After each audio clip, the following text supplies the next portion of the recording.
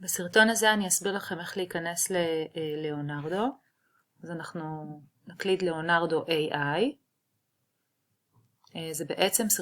זה בעצם מודל תמונה. אוקיי, נכנסנו, כאן נעשה Launch App, אנחנו ניכנס. אם זה נותן לכם לבחור, אז תיכנסו כמובן עם גוגל, כמו שעשינו באפליקציות הקודמות או בתוכנות הקודמות. מכיוון שזאת כניסה ראשונית, אז צריך לבחור מה מעניין אותנו בעצם, וכאן לבחור איזשהו שם משתמש.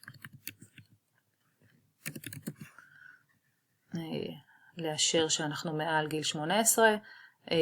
אני ממליצה להשתמש בתוכנה הזאת רק בשבילכם, ולא התלמידים. התלמידים, עדיף שהם ישתמשו בקנווה או בפדלט, בעצם בתוכנות החינמיות. אבל אם אתם רוצים לערוך תמונות, אז בבקשה. יש עוד קצת ככה תהליך של כניסה ראשונית. וזהו, הגענו.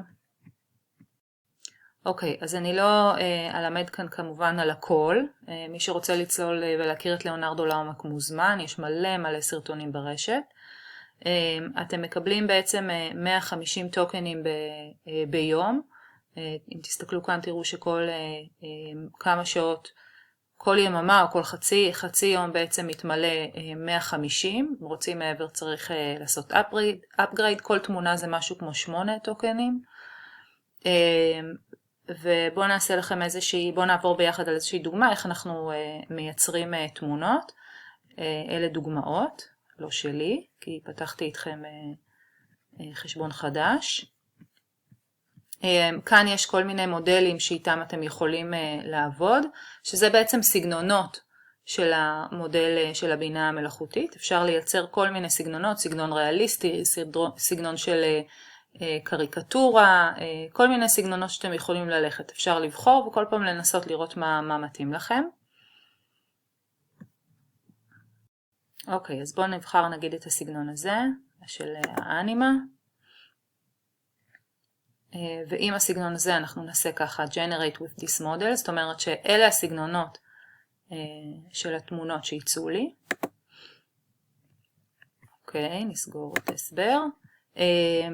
וכאן אני כותבת את הפרומפט. אני צריכה לכתוב את הפרומפט כמובן באנגלית. כאן אני בוחרת, הנה שימו לב מצד שמאל, אני בוחרת את כמות התמונות שאני רוצה לייצר. זה ממש אומר לי נגיד 2 תמונות, ייקח לי 16 טוקנים. וככה אני יכולה להמשיך. אני יכולה להעלות תמונה שעליה זה יתבסס. אני יכולה לבחור את הגודל. יש בעצם המון אפשרויות בכל מיני מודלים שונים. בואו ככה ננסה. ככל שמנסים יותר, גם מתמכרים יותר אני יכולה להגיד, אבל זה גם נהפך להיות יותר קל. אוקיי, אז לשם ההדגמה כתבתי משפט יחסית קצר. לרוב רצוי ככה לדמיין קצת יותר ולכתוב יותר פרטים. ככל שנכתוב יותר פרטים זה יהיה קרוב יותר למה שאנחנו מדמיינים ורוצים. אבל כתבתי ככה, a dog jumps on a trampoline, בואו נראה, ו-generate. זה מייצר לי, בחרתי 2 תמונות, ולכן זה מייצר 2 תמונות. אוקיי, אז הנה 2 התמונות שזה ייצר עבורי. כמובן שאני יכולה להמשיך לעבוד עליהם, להוסיף, לשנות, למחוק. באמת אפשר לעשות עוד הרבה דברים. אפשר גם להוריד את התמונה למחשב, ואז להשתמש בה. וזהו, זה ככה בגדול. איכות התמונות, כן, אפשר להגיד, הן הרבה יותר טובות מקנווה ובטח מפדלט, אבל זה מצריך הרשמה ומצריך קצת יותר ידע ועבודה. אז זהו, תהנו.